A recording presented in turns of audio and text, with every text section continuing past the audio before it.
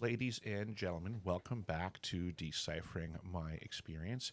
My name is Eric, and I am joined in studio today by a very special guest and longtime friend of mine. She has also spent some time down on the ice, and she's been to many other places of this planet as well. So I'm welcoming in studio today none other than Holly. How you doing today, Holly? I'm doing really well, Eric. Thanks. How are you?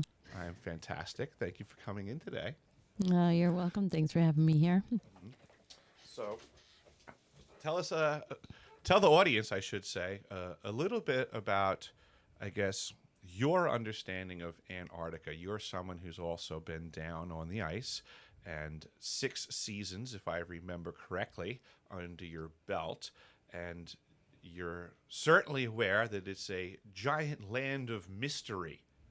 So I was just wondering if maybe we can discuss some of those mysteries today and Cool. your take on things. Cool. Yep. Sure. So, I spent 43 months there. and in And what actually chunks? 7 seasons. 7 seasons? Yep. Because Okay. the last one was the winter. Okay. So 6 summers. You had the 6 seasons right as far as summers, and then 1 long winter. And what was the first year that you had gone down to the ice? 2005. Okay. Yep. I was there as a dishwasher. Nice.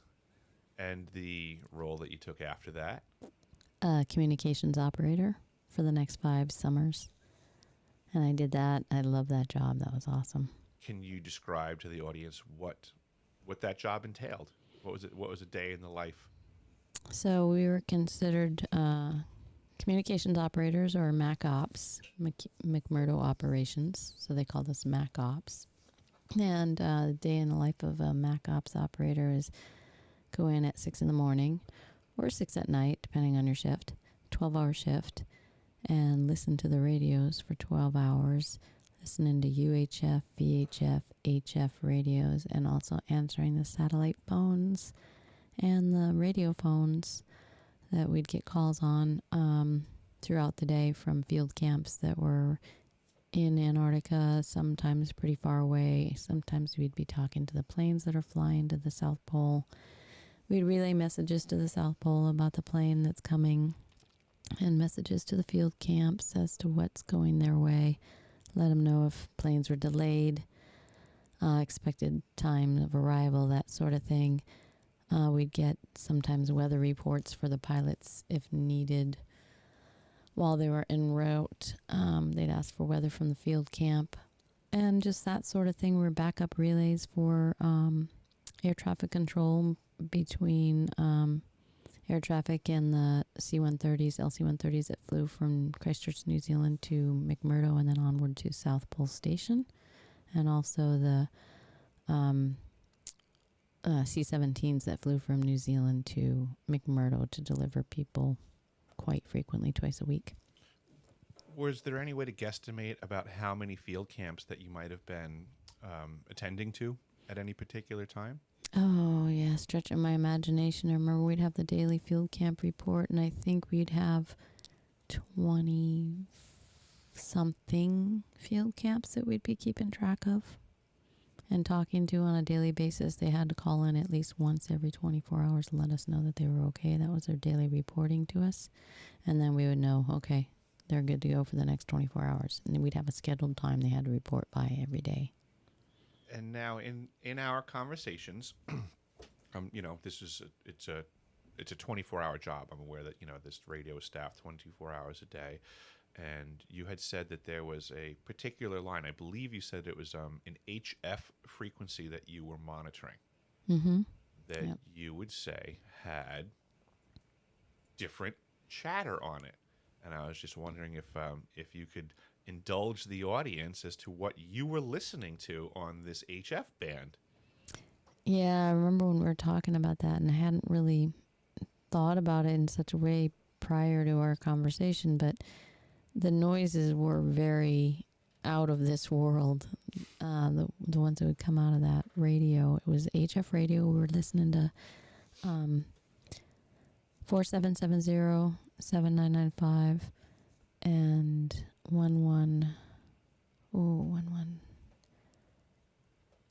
700, I think. I was trying to remember them. Come on, dig back. But you're doing great. You nailed a few of them. Yeah. And So those frequencies, we'd listen to those on HF, and the propagation that would come across those radios was crazy sometimes, especially the night shift. And that usually shouldn't make a difference because it's 24 hours of daylight there at that time. But something about that shift and slowed down, I don't know. We would have some noises coming out of the radio that would stop people in their tracks going down the hallway because we usually have the door open, and we were across the way from the Air National Guard and from the weather station. They were down the hall, and they'd stop in. They go, "What is that noise that you have coming out there?" And it's like, "Yeah, that's propagation. That's coming from somewhere. It's a noise." Yeah, it's just What like a is term, that? a generic term. It's propagation, Propagation is what we were taught right? when I But took the schooling for MacOps. but if nobody told you that term and you're just listening to these sounds, I mean, would the term propagation be the first thing that you think of? No. Interference would be the first thing I'd think of, I guess. Okay. Did it sound very staticky and interferency like? Well, no, it wasn't usually staticky. Mm-mm. Right. It was, there were sounds, and sometimes like a motorcycle sound, a zoom, like a muffler backfiring as a motorcycle went by or something like that. Interesting. Or, farts.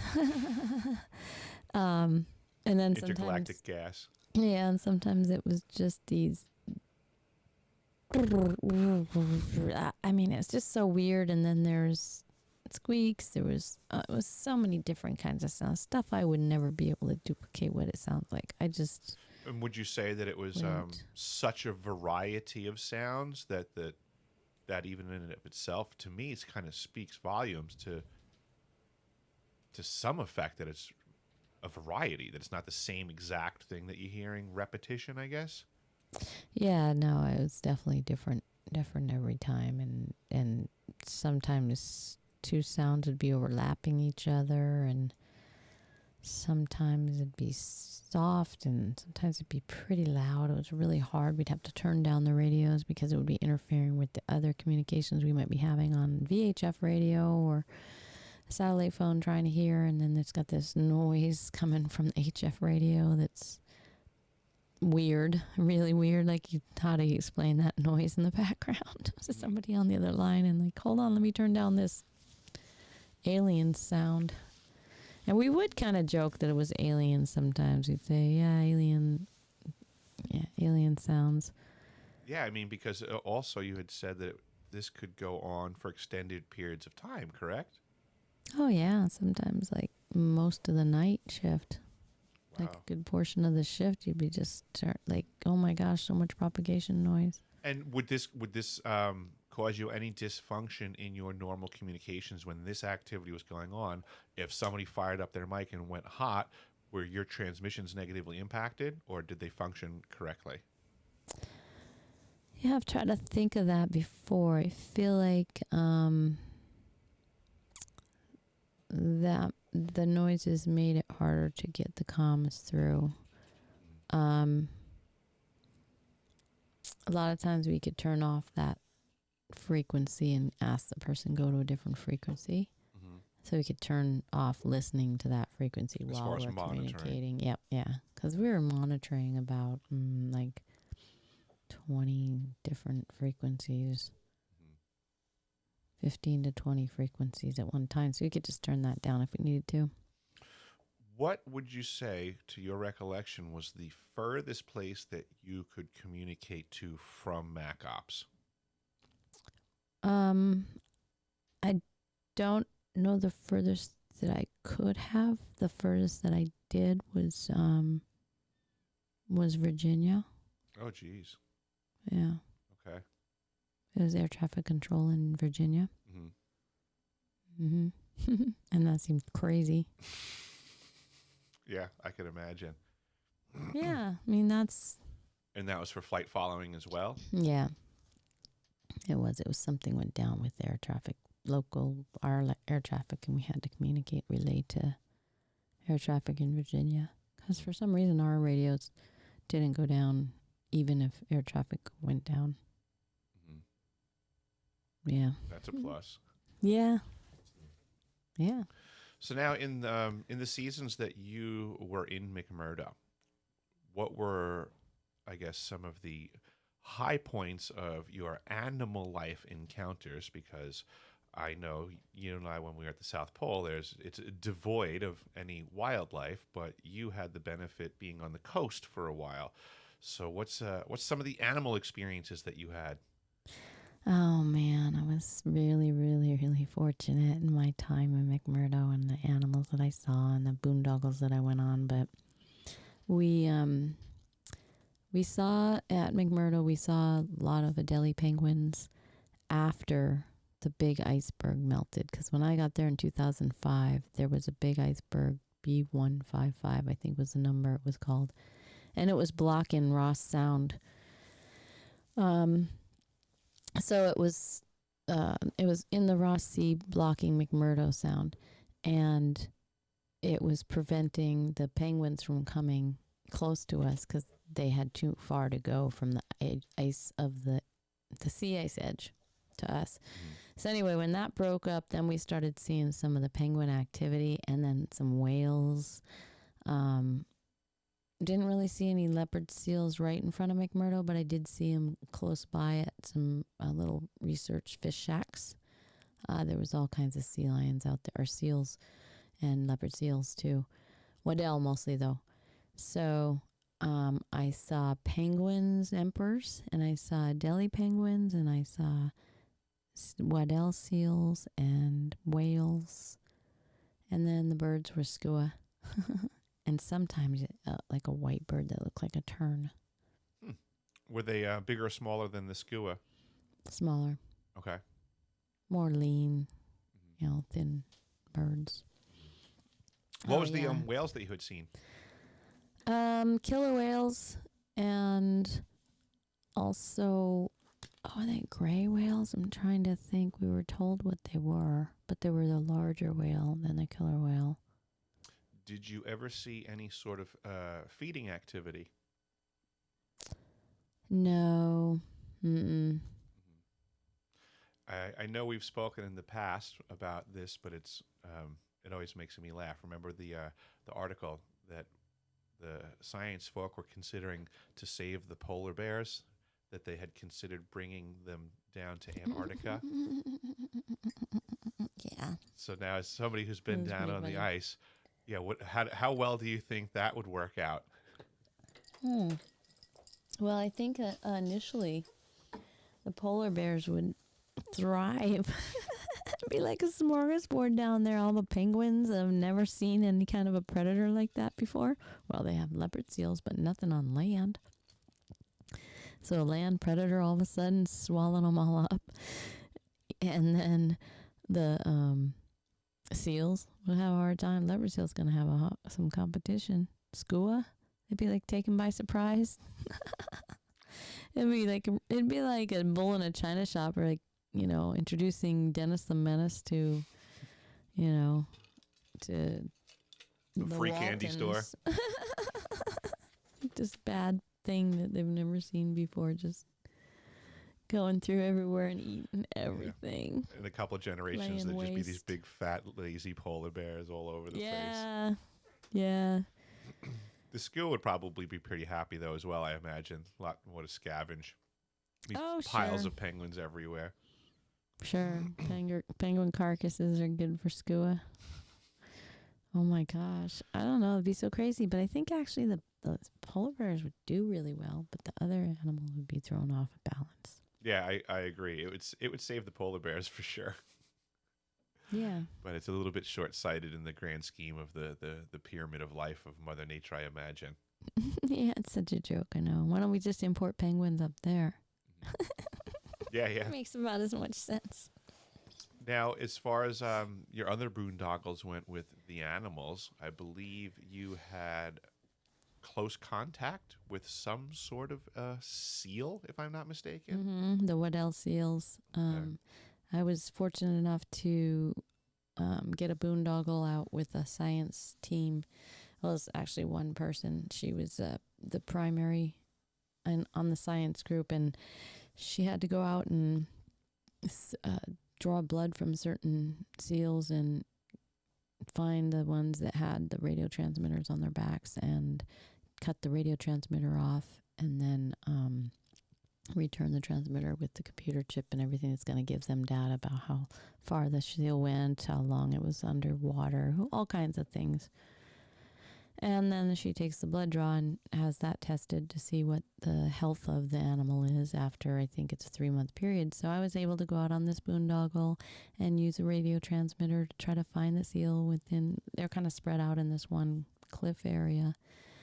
Cliffs made of ice and rock, and then locate them and then hold them down while the scientists drew the blood from the back, and then weighed the seal on like a little tripod. We had to set up a little tripod with a net cargo net, and then weigh the seal, and then we would let it go. But wrestling, holding the seal down while the person took blood was kind of interesting, because I was part of the team, and she's like, who wants to lay on the seal? And I was like, okay, I will. I just didn't want to like try to bogart all the fun parts. I was trying to give someone another chance to say they wanted to, but they didn't speak up, and then I of course wanted to. So then I jump on the seal and put my arm around its neck, and at that point, it was still moving and wiggling. It wasn't even like noticing that I jumped on it. Mm-hmm. And so then this other guy was supposed to jump on top of me for double weight. It was known that it was going to be not enough weight from, just one person. So, yeah. So anyway, that other person jumps on me, and then we're both holding this seal down while the scientist is back there with the syringe. And anyway, I felt really bad because I felt like I was traumatizing this poor little Waddell seal. I mean, if any other time being close to an animal like that would have been really enjoyable, but I felt like I was causing it kind of trauma. Well, it's thanks to the National Science Foundation. It's trauma in the name of science. Yeah, I know. One poor guy got to take the trauma for all the advancements in science that he's going to. Yes, now we'll know where that seal poops every time this year. Yeah, yeah.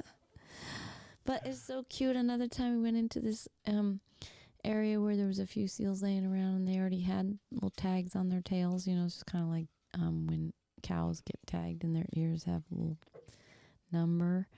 Well, the seals have it tagged on their tail, so we could tell what's what. So there was a few seals that she had been in encounter with before. And so they were laying around, and we got to sit down near them and just let them come towards us. And they did. I scooted over and like moved the flippers over towards me, put them on my leg. I had on full slickers, like yellow pants, coverall pants and stuff, because they say that a lot of times if you're holding them down, they'll shit all over you. See, and that's the other thing, is like that means they're being caused trauma. So anyway, I was sitting there, and it comes over to me and put his flipper over me, his tail, and then just like touching me. It was really cool. That I enjoyed, being close to the animals, but the holding it down was just a little rough. I can understand it's not your cup of tea, but shaking hands with them is fine. Yeah. Even though I believe the regulation is you weren't supposed to move the flipper onto your leg, but that's all I right. didn't. Oh, okay. No, it moved the flipper on me. I didn't put it. So you just allowed it to do what it was naturally doing. Yeah, I wasn't hazing. I Checking. I was like talking to him. You didn't have like some seal snacks or something on your knee, or No. Another time though, I did have to block the seal from going into the water again, because I was waiting for them to go get the tripod scale. And so they had to go back to the piston bully to get that tripod, and then come all the way back, and I was to keep it from going into the water in the interim. Nice.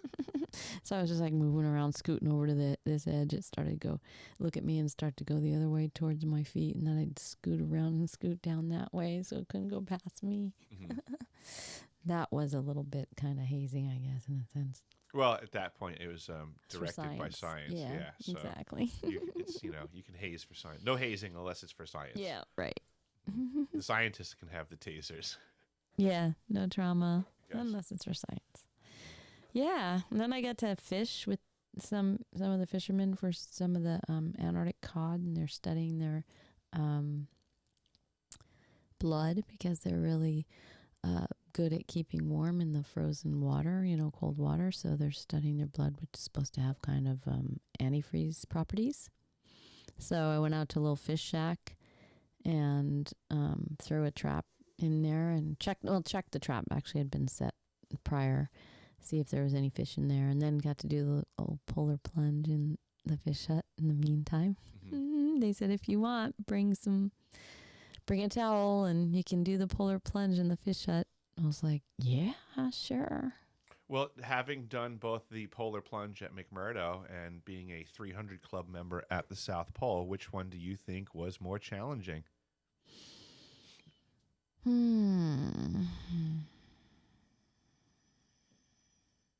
think maybe jumping in the cold water was a little harder to do because I knew what it was going to feel like. Going down the beer can from the sauna, which is over 200 degrees, and then running into the cold. I wasn't really cold right immediately. It took a little while for it to settle in, and by then I was heading back in, so it was more tolerable. It was like gradual, whereas going in the water was immediate, and I knew it psychologically before I went in. I knew what I was going to be expecting. So it was a little bit harder, I think. I got you. Yeah. So you had, like, in a way, psyched yourself out for it because you had the foreknowledge. Yep. I got you. I can follow that. Yeah. My brain knew what to expect, and that was already, causing me discomfort. I did find that it was interesting with the 300 Club run. It was amazing how much warmth we had maintained from, preheating ourselves. Yeah. That I agree. It didn't get cold for quite some time. But unlike your guys' run, Mike and I had gone out before you guys. So when we were starting to chill out, when we got back to the base of the beer can to enter, we were all exiting and you had to wait. As soon as Mike went to go grab the door opened and you guys started to all egress and we had to wait. And that's when I started to get cold because it was like I didn't plan on stopping. Sure, put it on us. We had to, 12 of us had to leave a doorway at a fast pace. Yeah, that was the difference between life and death for you. That was like 15 seconds that ruined it. Oh, that's probably right. It's probably 15 seconds, which is kind of a long time. Yeah, I was just feeling like I felt it in my lungs the most. Yeah, absolutely. And I also think my hands started to get a little bit cold. Yeah. I definitely was feeling it in my lungs 100% because when we had gone out towards the pole to run around it, I was following Mike, which proved to not be wise because he didn't have enough exterior time and didn't know where the pole was.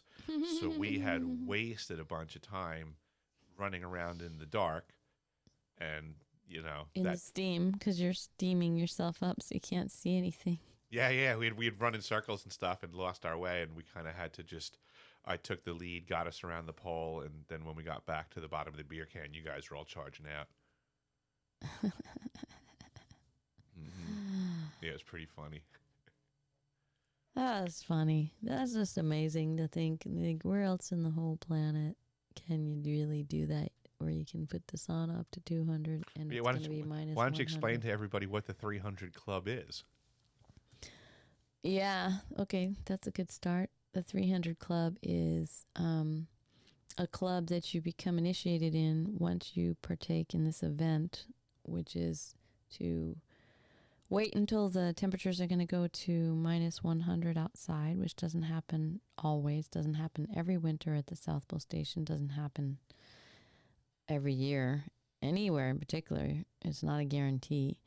But when the temperature gets down to minus 100, the meteorologist usually lets people in the station know, and we crank up when it's going to get close, and so we get ready for it and crank up the sauna to over 200 degrees. Go sit in the sauna. We We take like part of the time off from work. I think it was like our lunch hour officially. Well, you have to do it when the temperature's there. So Right. And so whatever time it is, you just go do it. And so we went into the sauna. I think 14 of us did it that day, but not all 14 were in the sauna at once, I don't think. Anyway, and we hung out until we got good and warm, and then the meteorologist instructed us that it had hit 100 degrees, and actually it was 103.1. I believe it was minus 103.4. I think when we ran. Oh, it might be 0.4. I didn't know it was 0.4, 0.1. It's more minus 103. We just say, I said 103 because when you're at the South Pole, you don't even talk about anything being negative. It's just always assumed. So you just say 103. What's the temperature? 103. Yeah, so it was 103 out. It's 103 something. And when we all decided to leave the sauna and run down, how many flights is it to go out the door? 3? It's about 3 flights of stairs to get from the sauna level. It's minus 60 in that space. Where Easily. You walk down 3 flights of stairs, trying to be careful not to trip over your shoes that are extra big and you don't have the clothes on that you normally have on. And so you don't want to touch too many things either because the surfaces are like metal. So anyway, running down 3 flights of stairs, and then you go outside where it's more than minus 100 for us. So that's a difference of 300 degrees on the body. So it's a 300 club. Dun, dun, dun, dun. And would you think that somebody's going to have a heart attack? Nope. Not necessarily. And I bet you had no idea that you're going to off-gas that much. Yeah, no, I didn't have it. Was like blinding. That was wild. So much steam coming up off of the skin. I swear I almost felt like I could see it shooting out of my pores. It really seemed like you could just look at it, just like you had blowholes in your skin. It was very interesting to me. I was mostly running. Yeah. And that's what made it so hard to breathe. Because, I mean, the cold air hitting the lungs, especially when you're taking deep breaths trying to run. And it's such a cold temperature. And if I did it again, I would do what Rachel did, where she put at least a face mask over your face. Fleece, mask, so that you get a little buffer from the cold coming straight into the face. It's a little bit, I don't know, warmer somehow. Apparently we were allowed to wear a balaclava, but I didn't get that memo. Allowed. Yeah. Well, I wore a thong anyway, whether they said it was allowed or not. I was supposed to be naked, but of course I had bunny boots on because you're not going to go out there barefoot. That'd be just stupid.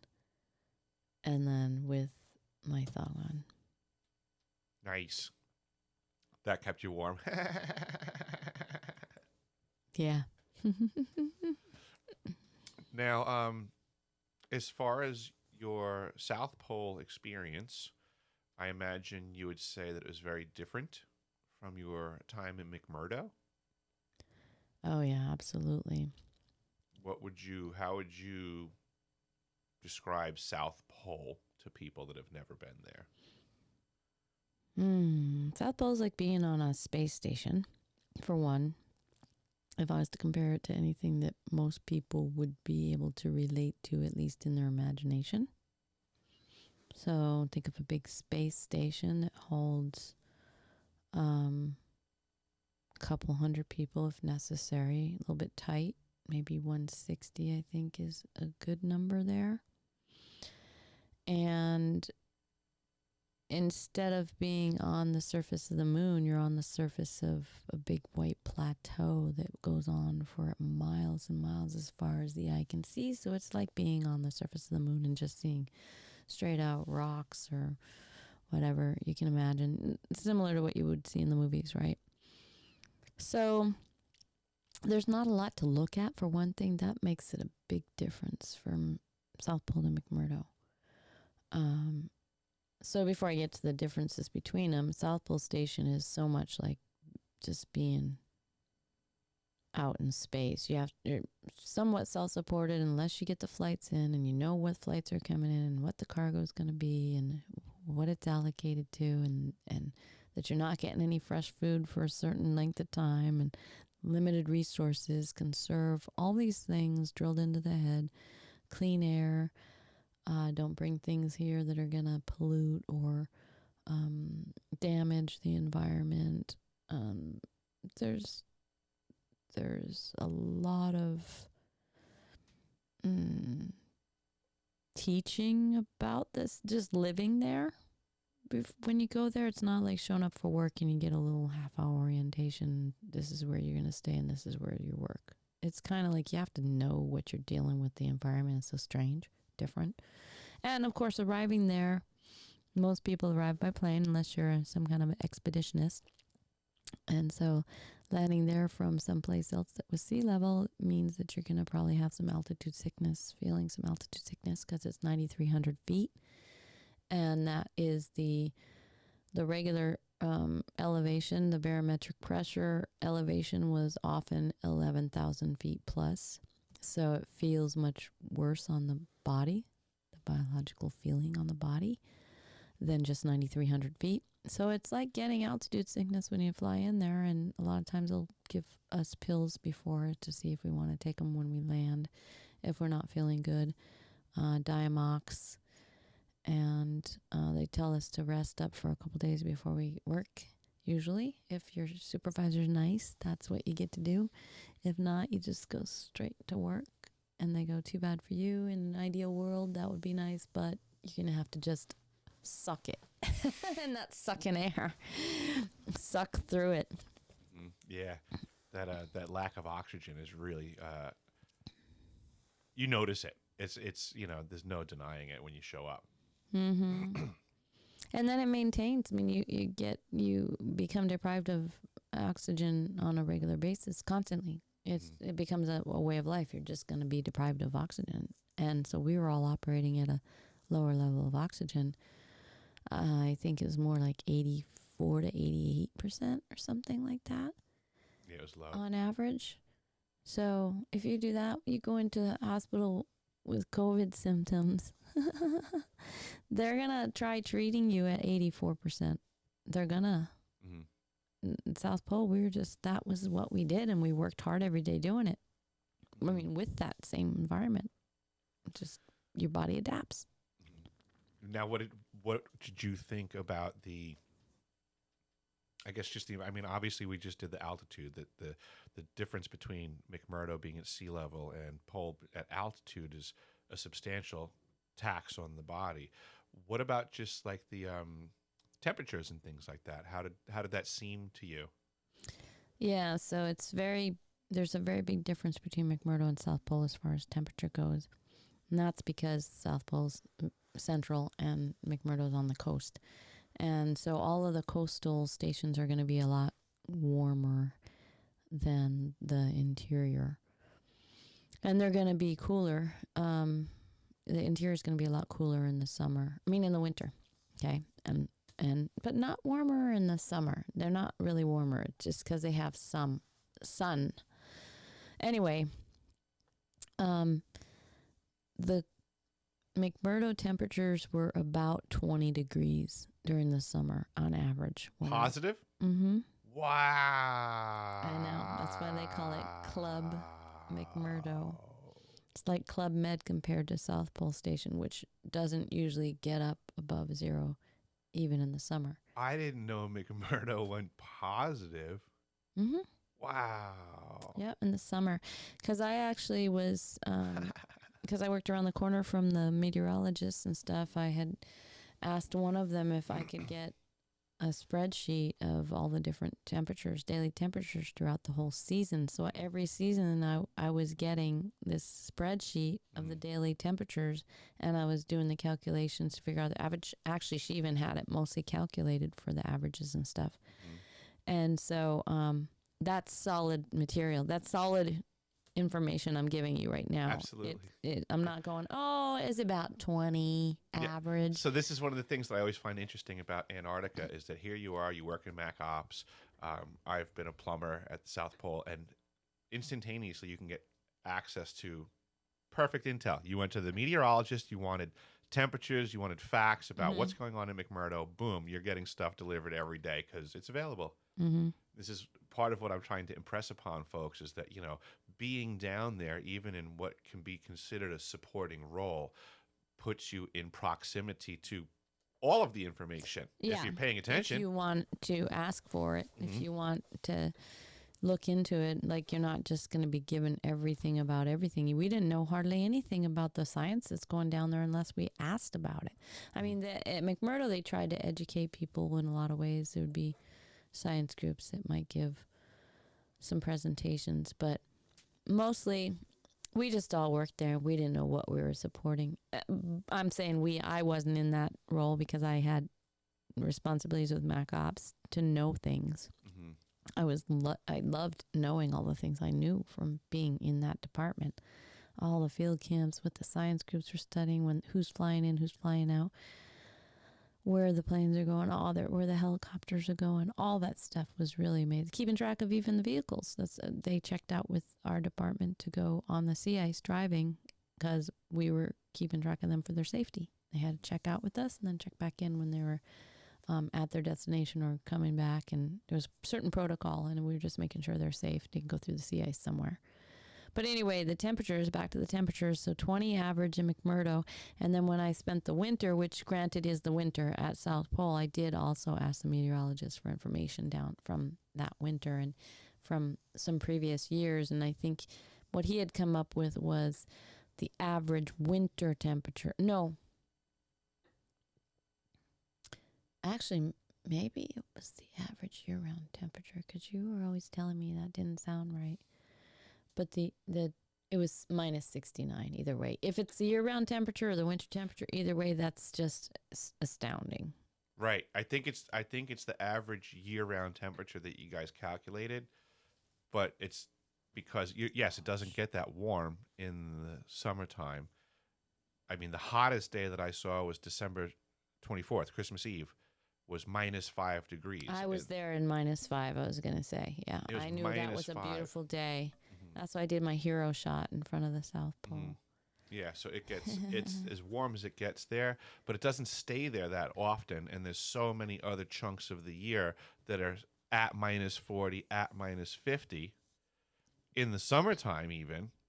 So in the wintertime, when we're hanging out at minus 80 and minus 90 for weeks on end, it I know it might sound funny to some people, but it makes minus 69 seem really hot. And then when people are like, oh yeah, that's the average, and you're like, man, it just seems like it would be so much warmer if it was that. Yeah, it just was cold. It didn't matter what, really. I mean, there was like minus 30, minus 70. It's cold. Too cold. You have to cover everything. Now, speaking of that, I mean, I recall that you did go out on rounds a few times to see what it was like out in the elements. And I know that you had said previously that there's not that much to see at the South Pole. And I would say that that's very true in the wintertime. When the sun is up, it's just a whole lot of white in every direction, and there's not much value to it. Mm. But in the wintertime, I felt it was freakishly beautiful. So what were your thoughts on being out and about in the wintertime at South Pole? Well, the stars were amazing, of course, because once the sun set, it was stars for 6 months, and auroras were amazing that year. It was a good year for auroras. That's true. It was substantial aurora activity. And, yeah, that was beautiful, and it's quiet. It's so quiet when you get away from the station. But I don't know. Did you ever, I know that you went out on rounds with me sometimes, but did your job ever, did you ever have to go to other buildings? Did you gear up to do stuff at Pole in your work Not role? for my job. The only time I did gear up was I went and did some rounds with one of the utility technicians to check on some fire exit signs. That was you. Yeah. Well, yeah, I did. Oh, okay. So yes, that's right. I remember that we were There was hunting for equipment. discrepancy in the work order scheduling documentation and what you said existed in the numbers that were on the fire exit signs. And so we were trying to figure that out and make sure we had all the missing things accounted for. I told you I wasn't full of beans. I know how to read numbers. Yeah, I know. Oh, So that funny. was more or less kind of for fun, but it was on a work shift. And then, I mean, it was necessary, but, and then, but no, I didn't, for my own job, I didn't. But for the volunteer work as a medical team person, I would have to go outside if there was a medical call or drills. True, too. So now, what was, explain to everybody your role on the emergency response team at South Pole. What position did you play? Well, I was part of the emergency response team and also a part of the emergency surgical team. Or actually, they called it something else because they weren't really allowed to say surgical team officially. What did they call it? It was a term to say that advanced medical team. Okay. Yeah, and so the ones on the advanced medical team were being trained specifically to do more in-depth medical stuff, such as what would exist in a surgery. And we had like 4 trainings, 4 different weeks, 1 hour each week. One week we just kind of talked about what we were going to be covering. Another week we did like splinting someone's leg, checking vital signs. We went over the surgical tools for 1 hour, one time, and then we found out we had to do an appendectomy. Like, hello, surprise. Yeah, those drills that were absolutely worthless in this situation, except for the surgical tools drill. That one might have been worth something, but do you remember any of that? No. The surgical tools were named really weird tools. They're not normal, like you hear on the TV, scalpel, check. Forceps check, whatever. There's like this weird name of the doctor that invented that particular kind of scalpel that's this long and has a curved blade as opposed to a scalpel that's this short and has a straight blade, or one that's such and such. And then they all have different names, like the Dr. McIntyre and gosh, I can't even remember them now. God, I had a bunch of them. Oh, you're gonna be bruising Dr. Egos all around the globe by not remembering. Right. No. Oh, it's too complicated for me to remember. How's your ego? All right. So anyway, Doc, who didn't have this huge ego, the doc at the South Pole that year, who happened to have been an ex-surgeon, veteran of the Vietnam War and maybe others. He was 73 years old and had tons of experience, had done a bazillion appendectomies, including those in the field with very little gear. So I was completely feeling confident with his ability to do what we had to do, because normally we just had a general practitioner there during the winter at the South Pole. Normally it's a general practitioner, but we were lucky because we had this old doctor who wanted to do something fun and different in his retirement, probably is what spurred it, because it certainly wasn't for the money, I'm sure. He had lived in Alaska, so he had a little rapport over that, being from Alaska as well. And he was just good and not like full of ego like a lot of doctors. And with the history that he had as well, he could have had a lot of ego, but he was practical, down to earth. And then he reviewed those instruments with me again, because I was the one that was going to be the scrub nurse anyway. So I'm the one that's supposed to hand him those instruments. But unlike what I've heard in some operating rooms where the doctor has such an ego, and if his assistant isn't absolutely perfect, I guess it could be called ego. Maybe it's not necessarily ego, but his standards, his expectations are such that it's almost unbearable if you make a mistake. Doc wasn't like that. He was going to explain to me what I needed to hand him if I needed to hand it to him. No big deal. So it was without that kind of pressure, but I still had to be the first one scrubbed up and sanitized. I had to stay sanitary the entire time. I had to hold my hands up, like not touch anything for the whole time that I was sterile. and I was the one in the guts holding the wound open when he needed to do stitching or find the appendix, which was hard to find. It was way tucked up under the ribs instead of where it normally was. It was very inflamed. It was So a you were good in there thing we digging were around in there. too? Yeah, I was in there. I was in it. Mm-hmm. When I was leaning over sideways so long, my back was killing me. It was like at least 4 hours leaning over. I was refilling the local anesthesia for injection for the doctor, and I was helping hold the stitches tight when he would do a loop and pull, and I would hold it until he did the next thing. So this was officially your first surgery? Yeah. Okay, just checking. So you woke up that morning, you were a work order scheduler doing admin stuff in an office, and you had to switch hats, and now you're actively elbows deep in somebody's guts providing surgical repair? Yeah. Yeah. So now imagine yourself at this table, right? Because everybody else kind of woke up to the same type of morning. Not everybody expected to be providing an appendectomy at the South Pole. But now picture the other folks around the table. What roles were the other folks in their day-to-day operations that were now put to this task? Okay, so like I said, fortunately we had a surgeon that was an war veteran. And then we had a general practitioner who was serving as his assistant, and she was being the administering the anesthesia to the patient. Then there was a lug puller. What's it called? The Grub lugger. grub lugger. So the grub lugger, he would normally be getting foods, frozen foods, cans of food, whatever from the storage areas and bring them to the kitchen per order. And he was also doing some baking on the side. So that he was doing the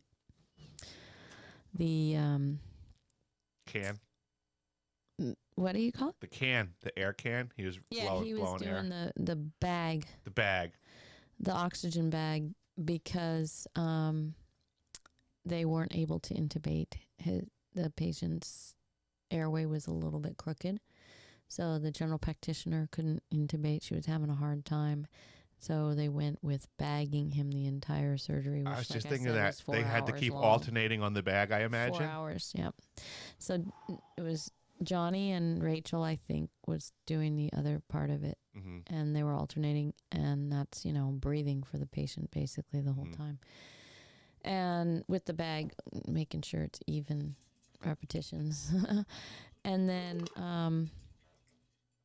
Jocelyn was doing something with the medical team too, right? What was her role? She must have been on And the advanced team. Susan too. I thought she was on my team Jocelyn too. was on the fire. Jocelyn was on my team. Right. Mm-hmm. No, and then where was Susan then? Susan might have been on your team. Yeah, okay. Jocelyn was on my team. Okay, well, I'm not sure what Susan was doing. See, I was really Unless I don't want occupied. to misspeak too, because I don't know that Jocelyn might have had a secondary role on the advanced medical response team that I wasn't aware of. No, I think it was probably just that silly movie we made that I'm thinking of her dressed in scrubs. Fair enough. Yeah. That's The highly South likely. Pole movie festival, a winter film festival. We made a movie, and I think I she should was play one of those them. one day for everybody. Yeah, you should. That Part would of be it fun. at least, but that one with Popeye would be funny. But anyway, so they were doing other things like holding the patient down, making sure if he starts to move that they report that to the doctor, so that might be an indication of him coming out of anesthesia, so maybe he needs to be given more. And the whole time we're on video conference with the University of Texas, I believe it was, or Virginia, I don't remember. I think it was Texas. And they're giving us support on how to administer the Anesthesia. because nobody's an anesthesiologist. How many people do you think might have been on the remote side of things when you were looking at the monitors and stuff? How many people do you think were stateside paying attention to what you folks were doing at Pole? Well, that we could see is only like 3 or 4, maybe. Okay. Yeah. But yeah, they're talking to us like we're like, okay, the patient is moving his feet, he's flexing his toes, you know, and they're like, okay, administer this much more of. I know we use Marcaine locally, but I don't know what they use for the anesthetic. Yeah, it might have been Marcaine. Anyway, they weren't wanting to give him too much at a time, so it was just little bitty dosages here and there as they needed. So they were paying attention to whatever his movement was. That's pretty wild. I still can't believe you guys had him all cut open like that. Yeah, and I was like with a little hose suction thing, sucking out all the extra body fluids and blood and everything, and People plumbing. light on the forehead so you could see in, and holding the wound open so doc could reach in, and wow, it was kind of crazy. And then we did a hernia. Then I don't know, a few weeks later we're like, oh, just a hernia. This is an easy one. No big deal. I got to take the stitches out from the appendectomy and the hernia, actually. That's a highlight, I guess, of your career, so to say. There's a feather in your cap that you provided emergency medical repairs at the South Pole Station. Yeah, different type. That was so exhilarating. You know, I'd never had any kind of an experience like that. I'd taken some first aid courses and whatnot, but I never really had. And I felt like I performed pretty well in emergency situations in the past, just in cases where I was traveling, and I felt like I kept my head together.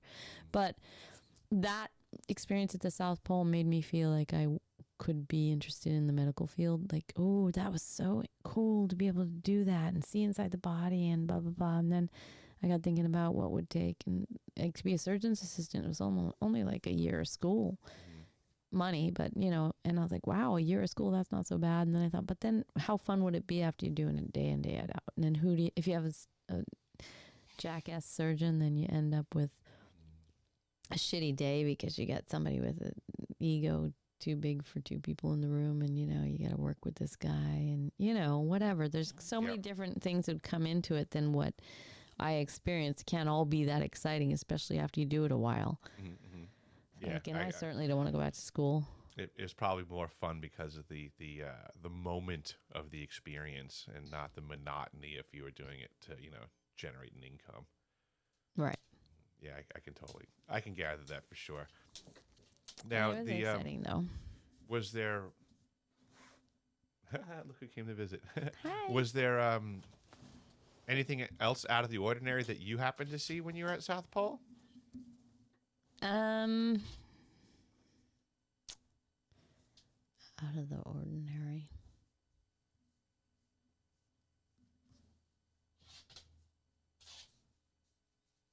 No, I mean the whole place is out of the ordinary. Like, what kind of place is this what station? isn't out of the ordinary at South Pole?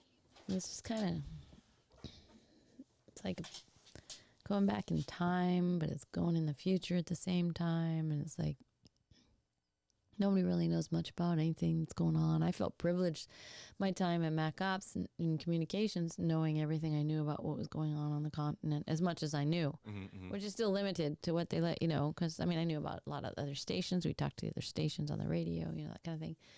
Passengers that were moving between our station, their station, that kind of thing. But for the average individual, you don't know anything. You're just working. And they have good recreation, you know, things to do, try to make events, and they allow us to make our own events, especially in the winter. It's kind of like we're on our own doing whatever we want. But I agree. I think for the most part, what I witnessed was a lot of folks at the South Pole were very comfortable in their compartment, and they had no reason to go outside of their compartment, and they stayed there. You know, but I like to know a lot of stuff. I like to know more, and the more time I spend in different places, the more I know, of course, like in MacOps and whatnot. But I had only 9 months at the South Pole, but it was winter too, so you don't get out much. But it's just you get the feeling you're not allowed unless you've been told you're allowed. I do feel like I could totally appreciate your perspective on that. I mean, I was on maintenance, so I always knew I operated from a position of liberty, that I could go anywhere. But I can see that a lot of other people we're not presented that. Yeah, and even places that I had gone with you, I felt odd about being there. Are you sure we're allowed to be here? This seems like, and you're like, yeah, it's good. Come on, add the keys. And I'm like, okay, true, but it just feels like I shouldn't be here. And Yeah. so many off-limit places. And yeah.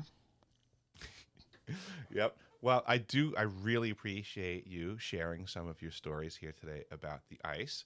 Thank you so much for coming. Sure. And I hope that I can have you back here to talk about more. I do think it might be fun to actually pull up. I think we have a DVD of the WIF, the Winter Film Festival, from all of the stations. So it might be fun. They're only a few minutes each, just to go through and have a chuckle. That could be fun. Yeah. Yeah. So, all right.